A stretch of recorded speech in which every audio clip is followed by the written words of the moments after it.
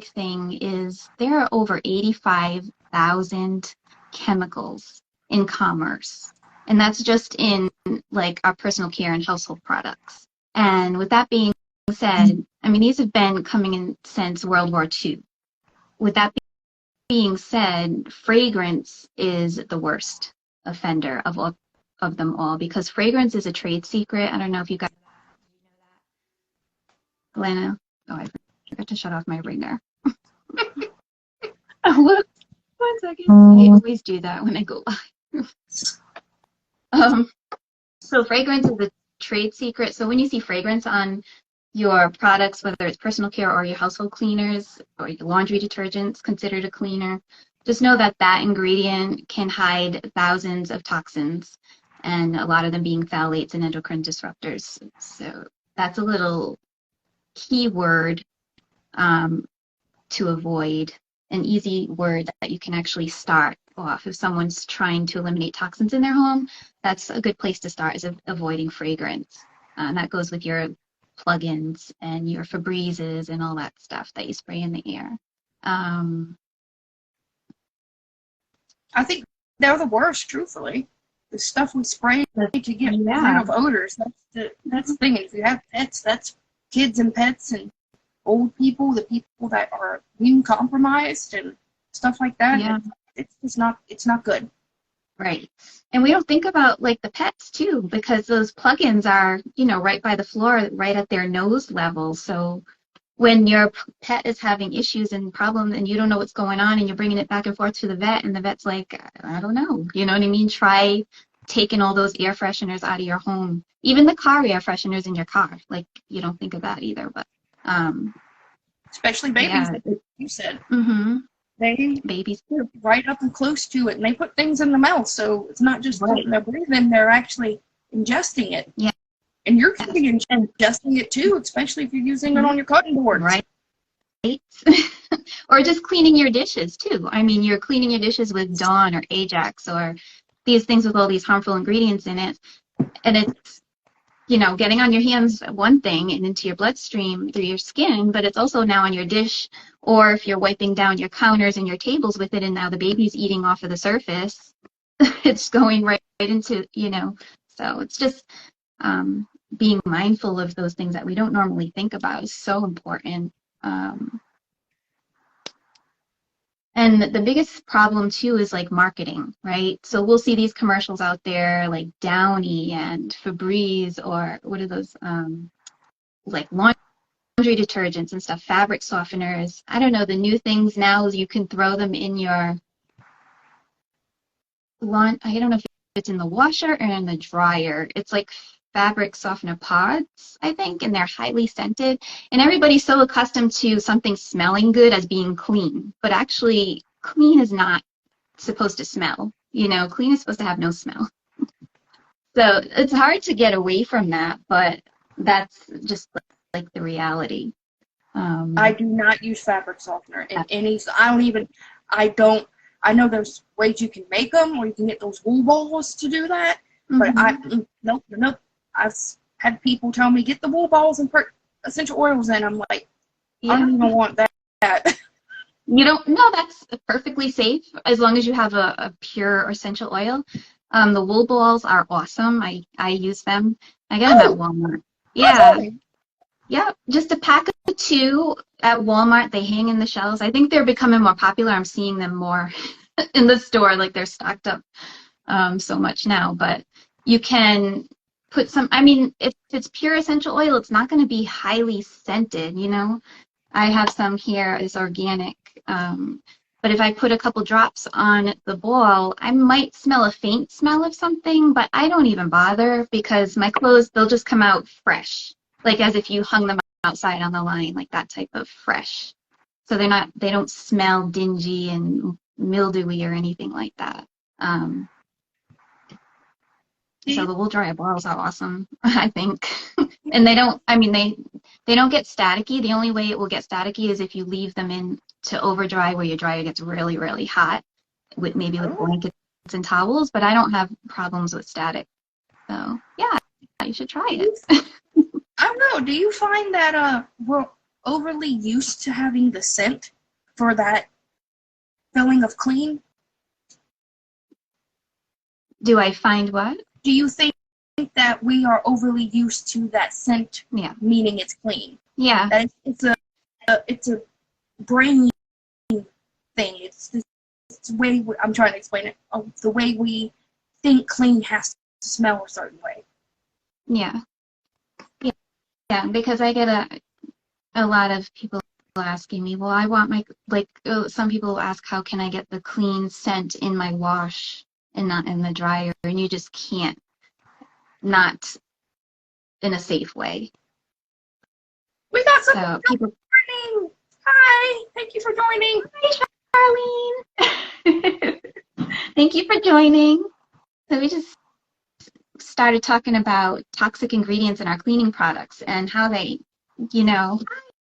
how they are messing with, children, pets, and everything. So with our, giving us so many health issues, from asthma to hormones to infertility. It's just, there's so much going on with our bodies, and not many people think to start looking at ingredients on our products, because we assume if it's sold on the shelf, right, in stores, that it's safe, as I did too, before I knew better.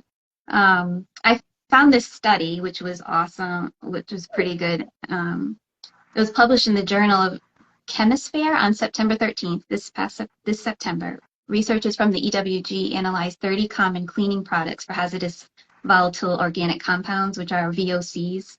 I talk about those a lot too, especially now when people are starting to burn candles in their home. They emit VOCs. So there's 193 hazardous chemicals that were identified with potential impacts on the respiratory system, development, reproduction, and cancer risk. And the team found 530 volatile organic compounds in 30 products that were tested.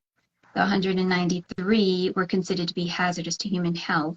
And you'll probably recognize some of them. With the longest list of chemical concern is Glade, which is the #1, Glade Clean Linen Air Freshener, Less Oil Heavy Duty Multi-Purpose Spray, HDX Glass Cleaner. I don't even know what that is, but Scott, you don't either. Scott's Liquid Gold Wood Cleaner, and I'm assuming, it's safe to assume that any liquid gold or any wood cleaners or air fresheners, multi-purpose sprays, they're going to be right up there with these. They just chose a certain amount to be tested, and then these were the highest amount of concern with the longest list of chemicals in them. So, and now that they're saying that inhaling household cleaning products could be as damaging as smoking 20 packs of cigarettes a day. So that's why it's so important to do as best you can in your home. And it doesn't have to be that overwhelming. You could start small. At least you start, by #1, I would say eliminating fragrance in your home. And #2, ways to clean the air. It doesn't cost you anything to open your windows. It doesn't cost you anything to start getting rid of those things that have fragrance and are emitting those VOCs in the air. So, if you really want to, like you just mentioned, the essential oils, you can just get a diffuser, or, because I didn't have a diffuser, I didn't want to, because I had kids and pets, and then also I have some allergies, and so does my husband. The little sticks. The bathroom is where a lot of people do that at, so having a diffuser in there, but like you said, an air purifier, I have an air purifier in my bathroom. That's and cool. I have essential oils in it. I think it was I think Mountain Rose Herbs, or one of the herbal places I follow, they actually made an organic toilet spray. You can just spray in your toilet if you're worried about. There you go. So, and it's essential oils. So it's like essential oils, yeah, and plant oils and extracts. Yeah, you can make your own room spray. It's simple, and then to make your own, like an all-purpose disinfectant type of spray that can be used on windows and mirrors and surfaces that you don't, like non-abrasive surfaces, that just like your basic surface cleaner, is vinegar and water. Like, go back to the basics. I've got this huge thing, this huge thing of vinegar right here that I keep, and you can use it in your wash as like a softener, a water softener, especially if you have like hard water. I use it to clean my vegetables and fruits, and I make an all-purpose cleaner, so it's like 1 part vinegar to 3 parts water, I believe. Is it, more water than the vinegar, and then you can add essential oils to that. Lemon, anything citrusy is an awesome scent for cleaning because it's like a mood uplifter, I guess they say. Mm-hmm. So yeah, and I don't make my laundry detergent. I just don't want to go through that. I see some mixed reviews. A lot of people will make it with borax, although I don't know how safe that is, but baking soda and some other ingredients. But I see mixed reviews like, oh, my clothes still smell like musty or something, or they're not coming out as clean. So I don't know if, the formula for making it could be off or something could be missing. But I just use a powdered detergent that's non-toxic, and then if I need to spray like a Shout stain spray, I don't use Shout, but I use this other one that just uses plant enzymes, and then it lifts the stain up. And I wanted to tell you guys too, because I was like appalled and I never knew this. So I started reading ingredients about 2.5 years ago on products, and I'm looking for ingredients on, say, this 409 right here, right? There's no ingredients on the back, but there's tons of cautions and, poison lines and stuff like that. So on the front, it just says, I can't even see, dimethyl benzyl ammonium chloride, 0.3%, and then it says other ingredients, 99.9%. So they don't even list the ingredients on some cleaning products. So that I was kind of shocked at that. I don't know if do you read your product labels at all? Yes, I do, and I've found that a lot of companies don't do that, and I think that might be the FDA or somebody doing that. I don't know. Please don't come after me, but I don't know if it's probably something with the law that they don't have to. Probably like the main chemical is what they have to do. Kind of like with food. They don't list everything on that. Yeah, the FDA is actually only responsible for the food and drug industry. There really isn't any, there's barely any regulation on the personal care and household products. And I can't remember the name of it, but the regulation that they had went back to 1938. I think you had mentioned it to me before, but 1938 was the first of any type of regulation in that industry. Yeah. And it hasn't been really changed since. Yeah. So no one is really regulating or testing what's going in these products. I think it's only like 5% of the ingredients are tested of what goes in these products. So we're guinea pigs in this industry, pretty much. What do you think about hydrogen peroxide? They used it back before World War II. Yeah, I mean, I don't really use it. Hydrogen peroxide was like, my husband keeps it in the house if he gets a cut or something, but I'd have to do some more research on that one. I don't use it enough, and I don't really hear too much about that one. So I'll have to read more on hydrogen peroxide. Did you know anything on that one? I know that some people use it for cleaning. They clean with it, and I know back in the day that was a chemical they cleaned with it, and I know that sometime during World War II they actually used it, and the reason why it went up in price, people say it went up in price because they started using it to make, let's just say, really nefarious things. Yeah. But it's good first aid, yeah, and it disinfects, so it's something people could use. I know a lot of people use it as an alternative to bleach. Oh. That's where I want to ask you a question. Bleach. Your thought on bleach? alternatives to that. That's what I was going for the hydrogen peroxide. Yeah. Definitely stay away from bleach. That's one of the worst things out there, and I know a lot of people that use it, more older people that will clean their whole bathroom down in bleach. And I don't want to be in the house at that time. I have a safe alternative for it that I use now. It's a scrubbing cleanser, and the main ingredients are lemon and baking soda. For like showers, even grouts and like your sink base, and if you have sticky residues and stuff like that, like hard stuff to get off of things, like even on your tires, like the brake dust and stuff like that, or your oven cleaner. That. But as far as like laundry with bleach, I have been using, again, baking soda is the main ingredient.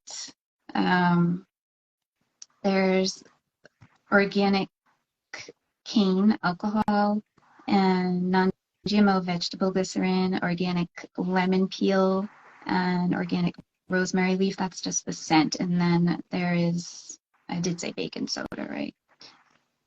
Yes. And then there's citric acid in here as like a preservative. So this is like, you can pre-treat clothes that have stains on them, or empty some where you would put the bleach in there, and that would work in there as like a stain lifter or brightener. But I don't use bleach in the house anymore. I don't believe I ever used bleach. Because I would try to use bleach in the washing machine and I just didn't like it. That was before I knew better. But yeah, I would not use bleach.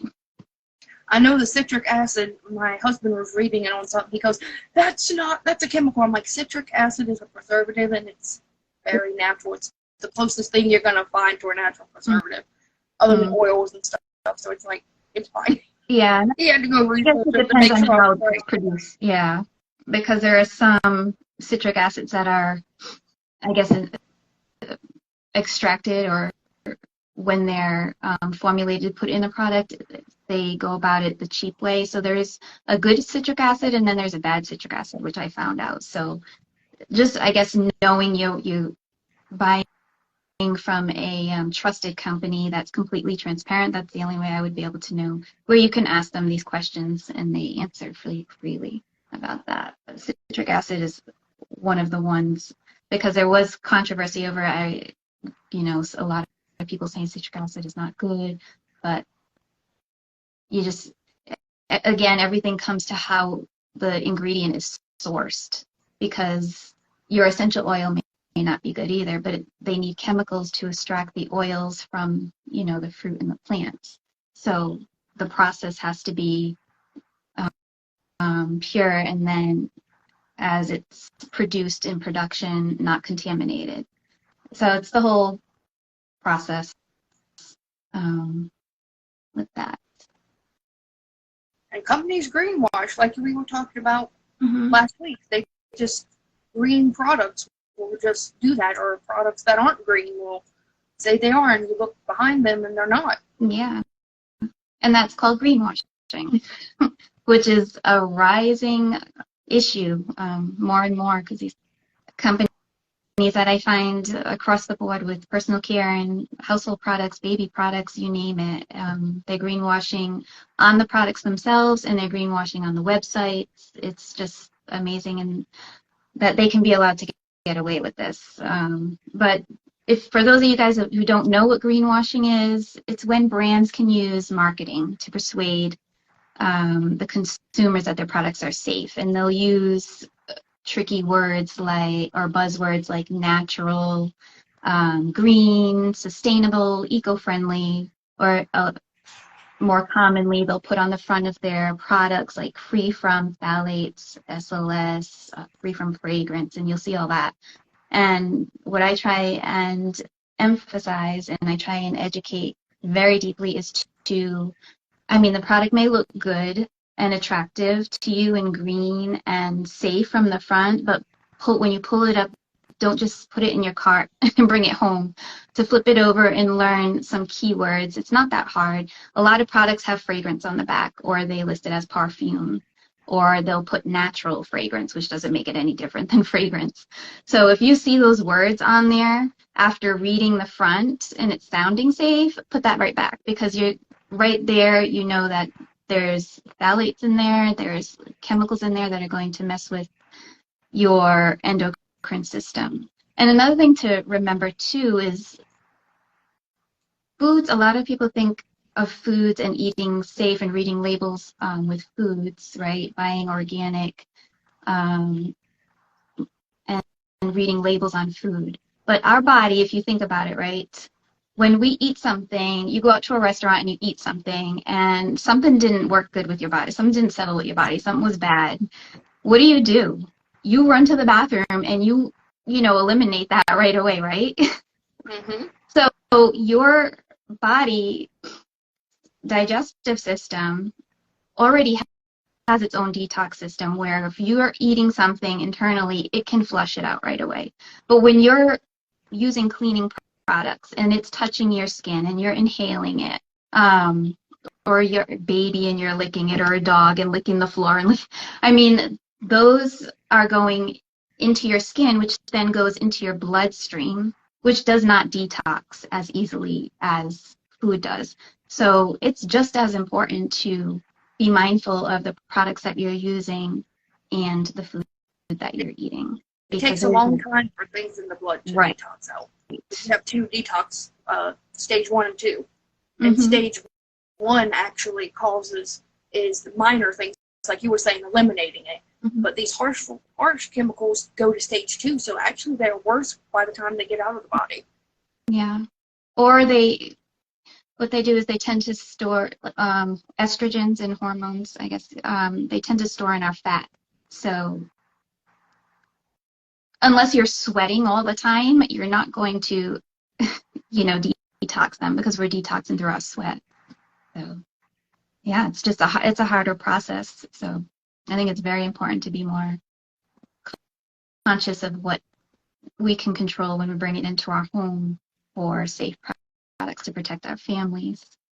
You were talking about babies. In your research and stuff that you've been doing and learning these last 2 years, have you found that through research babies are born with these certain chemicals like phthalates and all that already in their blood, kind of like with food they find that out? Yes.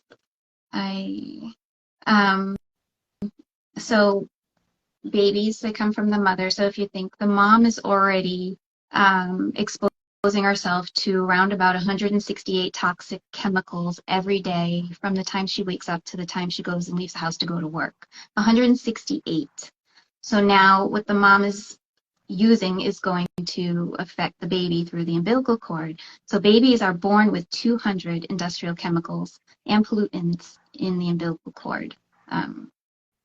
So if you can think of the chemicals that are going and feeding into the baby, food is one source, right? The air quality and the products that you're putting on your skin. And from everything where you get up, you take a shower, you're using your shampoos, conditioners, your lotions, soaps, your toothpaste, deodorant. It's just, there's so much. So the babies, now you think when the baby's born too, the baby's skin is thinner than ours. So now you're buying products from greenwashing companies like Johnson & Johnson, Aveeno Baby, I can't think of the other one, the one by Jessica Alba, Honest Company. I thought she was good. Yeah, I did some research. She's the better of them all, but there are still some toxic ingredients in her products. And it's because of the preservatives. Yeah. In order for them to hold that shelf life in the stores, there has to be a synthetic preservative in there, and that's what ruins the whole thing. And preservatives are one of the main number one things that are causing skin issues like eczema. Yeah. So some companies are trying to do their best. It's just the industry says, no, you have to have these preservatives or you got to go this way. And then it's like you have to use this up by this time, and some people are like, why does my cleaner have to be used up in 2 months, you know? Yeah. And sometimes the companies don't even, if you look at products and they'll say manufactured by on the bottom, and it's not even like the company that created the thing, but rather the company that manufactured it. So sometimes the CEOs and the owners of the companies, they don't even know the ingredients that are in the products. Because also now there's things that this industry can get away with is they may say they list all the ingredients, but then there's sub-ingredients under those ingredients that don't have to be listed. That's the tricky part. And like I said, you can call a company and try and get information for them, but if they don't know, you know, and they're answering to you, which I've done this with a company. Oh, really? I've contacted a company because I get a lot of their feed because of, you know, the genre that I post. But I get a lot of feeds from these supposed safe companies, and I can tell you it's Dime Beauty. It's huge, and a lot of people want safe fragrances and safe fragrance products. So, you know, they say that they're non-toxic, and you should read you should just look at their main page and just scroll through real quick one day. But they don't list their ingredients with their products, I believe. I think you have to really dig deep and look for them.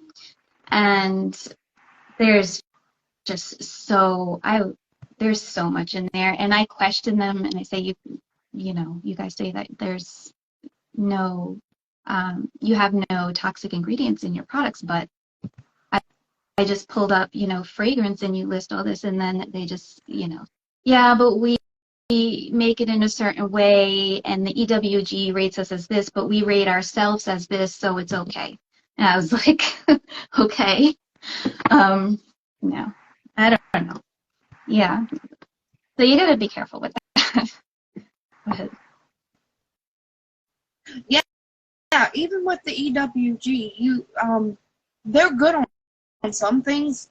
Mm-hmm. They're good. They're a starting point for people that don't understand that. Mm-hmm. You know, it's a good thing, but sorry, being able to read it, like you're saying, is so important, because that can be a starting point for people to, you know, go and rate the EWG. But then after that, be your own advocate. Learn how to do that.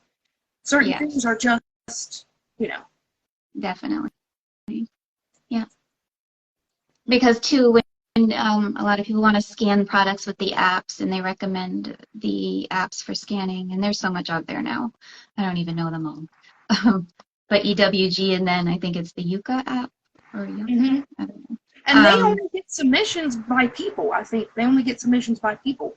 So the app and stuff, they're really good at, I know with me, I've learned a lot about it, mm-hmm. but you, like you're saying, eventually want to do it yourself. Right. Because they are apps. So companies, manufacturers can change ingredients in their products without even letting anybody know. So sometimes they're not updated. So there's that too. What's your top 3 products? Give me your top 3 products you think people need to change and what they can replace them with, even if they're your personal stuff. You can share some of your personal products, or I know you work for a company. You can share a little bit about that if you want to. Yeah. I don't know how much time we have. It's already 4 o'clock, so, you know, we can try to wrap it up a little. Yeah, we can do that, and we haven't got no questions, but anybody who wants to ask questions after the fact, go ahead and add the questions, and we'll both try to answer them and everything like that. Okay, so there, I would say 3, you can like literally clear out all that junk under your cabinet and replace it with 3 main cleaners. One is your laundry detergent. That's a huge factor. Now, if you are someone that has even a newborn baby or young children, laundry detergent, I stress, is like a huge life game changer or whatever for your health, because so many people have so many skin irritations, eczema, psoriasis, and just dry skin and sensitive skin. So I use powder now, and it's Pure Haven's laundry detergent. powder, and there are no fragrances in there. There's nothing harmful in there. They will never put anything in there. So a little goes a long way too. And I was kind of hesitant to use it in just one scoop, but it really does work with just one scoop. And I was a liquid detergent person, so that's the other thing. I'm like, really, powder is going to work better than. So this one works a lot better than liquid. I'll never go back to liquid. I was greenwashed. I have to admit it, though. I tried 2 years ago and earlier. I tried because this is what I was buying. You can see the greenwashing on there is like plant-powered laundry detergent made without all these dyes, formaldehydes, phthalates, 1,4-dioxane, never tested on the animals. And then it says lavender. We think lavender is natural, but you know, how are they getting it? But on the back, when you look, and then the greenwashing here too, only 7 ingredients, because a lot of us are like the fewer ingredients, the better, right? So they only got 7 ingredients, but 2 of them, one of them being number 1 allergen of the year, which is a word I can't pronounce. It's a long M word, methyl something. It's a preservative. So if you have anybody that has any type of skin issues or sensitive skin, you don't want anything with that methyl.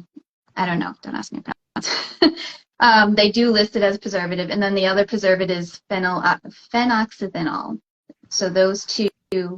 And they do have a sodium cocoa sulfate, which is also a surfactant, which is a sensitizer for skin. And then water. So are they purifying the water? Is their water going to have PFAS in it? I don't know. That's something you have to ask the company, but are they going to tell you?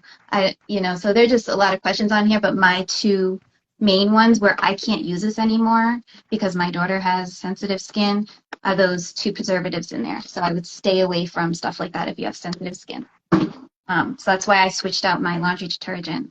And then the other one is surface cleaner. I actually make my own because it's cheap. And you just I actually use an old bottle that I had and cleaned it out. And I just use vinegar and water, like I mentioned earlier. I don't even bother with the essential oil. I just use vinegar and water in there. And it works as a disinfectant too. And you don't get any streaks on your windows and mirrors, your car windows and mirrors. Teachers should be cleaning their kids' desks with this stuff instead of spraying it with Lysol and stuff, honestly. Companies at work use that stuff. Yeah.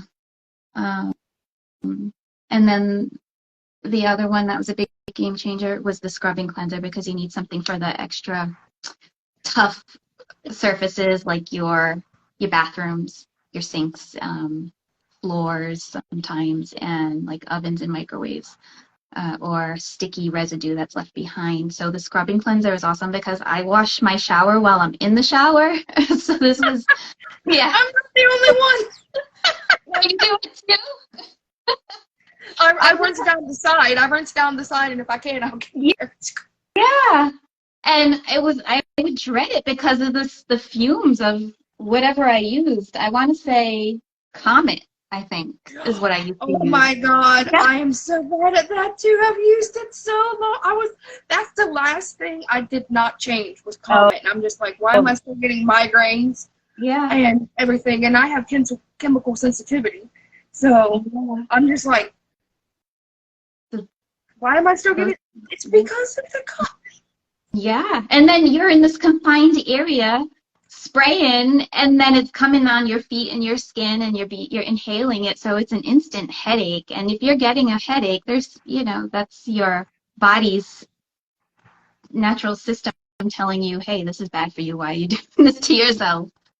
So this was a game changer for me because it smells awesome. It has lemon in it, and there's nothing toxic in it. Again, there's water, cocoa glucoside, glycerin, non-GMO vegetable glycerin, your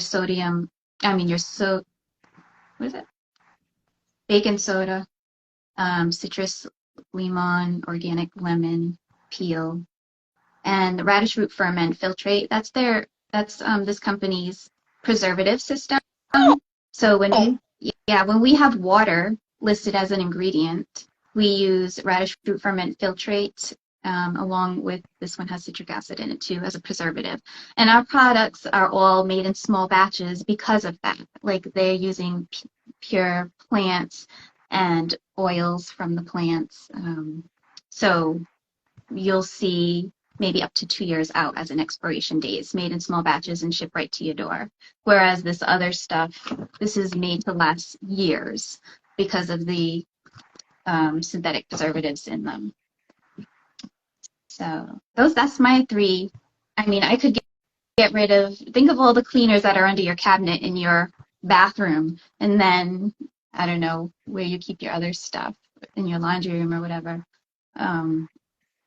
You can get rid of all those and just, you've got your scrubbing cleaner for multiple surfaces, like tough cleaning surfaces, and then you can make your own multi-purpose disinfectant cleaner, glass cleaner, window cleaner, surface cleaner, and then your laundry detergent.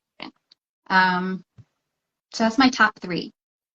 And you're saving less, aren't you? Truthfully, based on Less. what you're doing, Yeah. you're saving less. Mm-hmm.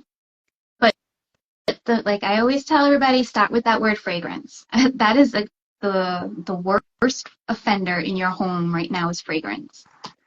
And it's sad that the industry pushes it as being clean. You know, you'll see the commercials on the TV saying about the laundry, the softeners, the fabric softeners, and, you know, everything's got to smell clean to be clean, and it doesn't.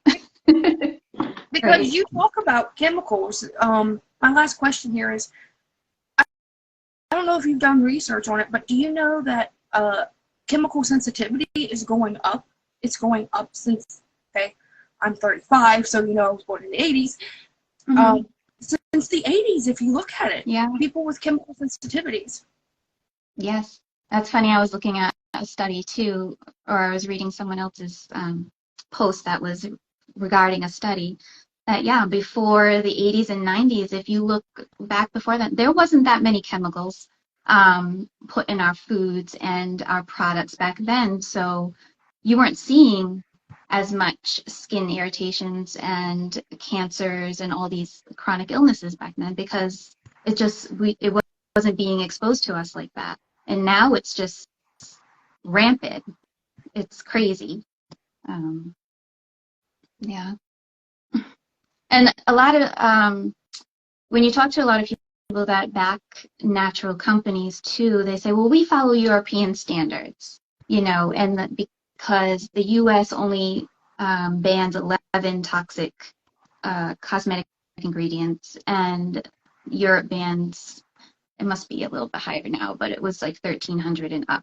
But like when I told you at the beginning of this video, this live, that there's over 85,000 toxic chemicals in commerce today. And that number I had come across last year, February. So that number has definitely grown because there's chemicals being made thousands yearly. And without them being even tested, being put right into products. So, yeah. I like that you mentioned forever chemicals. I like that you mentioned that and everything like that. People are up on that, but that is a big thing. It's going into our water. Yeah. So even those good cleaners that you're talking about, you got to filter it out. Yeah. Yeah. A good water filter in your home would be good, even if it's just like your drinking water at best. There's a lot out there. I know they have the water filtrations that you can put on the outside of your home that will filter the water that comes into your whole house. Wow. They get a little pricey, but that would be great.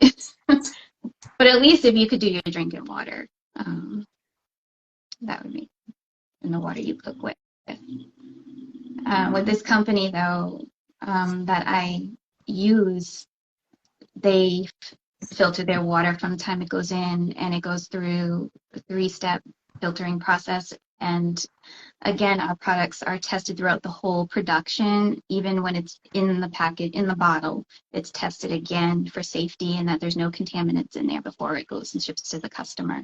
So they're really strict on their process and making sure that, you know, the customers have the safest products, because it's just hard to find out there right now. So.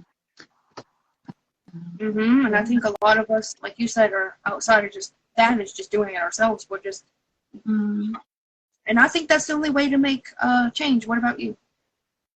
Of being our own advocate, yeah. Is that what you were asking me? Yeah, and also just taking our buying power and giving it over to actual legitimate companies and people. Yes. Going back to the basics again, like the basics worked, obviously, right? So what we can do, what we can make in our home first, if we can't make it or we don't have the time, finding that small company that has the transparency and where you can easily email them and get answers and for any questions that you have. And they list every single ingredient that's out there, especially for someone that's allergic to certain chemicals. And they really have to know what's in the product. So, yeah. I love what you're doing. You're trying to educate people and trying to bridge that gap, you know. So, just so people know, are you just working with the company, or do you actually coach people and help them change their lives? Because some people do that in the cleaning side. It's a little bit of both. Because the mission of the company has become my mission. Our mission is to educate and provide the safe solutions. So my mission is to do the same. And also being able to do this and work from home, there are a lot of stay-at-home moms nowadays, and earn an extra income for me to actually even get these for free and earn some supplemental income on the side is a blessing. I mean, it truly is. And then to show others that they can do the same, because us as parents too, like, things have gone up in costs across the board. I mean, we can't afford to put our kids in daycare, so we're forced to be a stay-at-home mom. And this is a way where you can keep your family safe and also earn extra income on the side. Or, I mean, there's no pressure with this company either. You can just do it for your discounted products, or to, maybe have a few customers here and there just to make some free products on the side so that you can get some free products for yourself. Or you can take it and just do like I'm doing and trying to reach the masses. Because this company, it's still pretty small. It's growing. It's just started back in 2009. And I don't know exactly how many customers and consultants are within the company, but it's only in the US right now.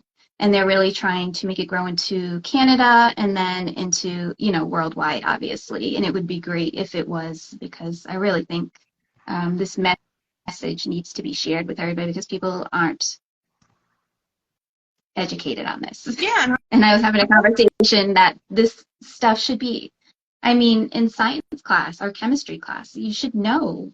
They should touch on this in some way, just like if you go and you learn cooking and you go and you learn shop class and all that stuff. What about like home economics type thing and how to make your own cleaning supplies, or, you know what I mean? Yeah. And like I said, I like that you touched on, if you can't buy something, being able to make it at home and the alternatives. And I think that's one thing I like about this company and you is that they're not, like you said, they don't pressure you. It's about the education. So if you don't want to get theirs or you want to go with someone else, it's not about that. It's about the education. Right. Yeah. We had 4 or 5 people that got on here while we were on here. Yeah. I think my sister jumped on, Sarah. Hi, Sarah. Nice. Hey, Sarah, you should come follow me. I'm just saying. Yeah. I have a lot of good stuff on my page. Yeah. All about holistic living and safe, non-toxic, or low-tox. Nobody can be non-toxic. So the less of a toxic burden we can have, the better, especially for our kids. And then the other thing is doing this, because I've made it my life and I have kids from elementary to college, I mean, it's pretty much instilled in their brain now. So it will just carry on. Like they start reading labels when we go to the store now. They'll bring up a thing. Mom, it says this and this. Is it good? Oh no, it has fragrance. We can't get that, right? No. But yeah, I'm glad that they learned it. Yeah. So just closing all of this out, like she said, you can start very small with the fragrance. I completely agree with that. You can start with getting your laundry detergent. That's very important. And how it messes with hormones and your chemicals. And if you want, you could send me some of those studies. I can see if I can link them in the information for people to look at. But also, I will be on hers next week, and I'm excited about that. And thank you for bearing with us while we got on. I know this is our first live. And sorry for any interruptions. I had my cat here going back and forth. Oh. Is it a she or a he? Is it a she? She's like, oh, I want to be part of this. Oh, yeah. What's going on? I can also, I mean, if you guys can follow me, Non-Toxic Living with Jessica too, and I do have a link tree in my profile where you can access some top ingredients to avoid. So if you're out there looking for safer products, they're like your most popular top 19 or 20 ingredients, and it lists them out and then why you would want to avoid it, like what it causes. So that's in there too. Thanks for jumping on here with me. I enjoyed it. We gotta do this again. Yeah. Do this again. Yeah. Okay. So keep watching. I'm gonna have her live next week. Yes, I think we're doing it Wednesday. Next week, Wednesday. Okay. Yep. At 3:30. Yeah. All right. Thank you. You enjoy the rest of your day, and thank you everybody for joining us. Bye. Bye.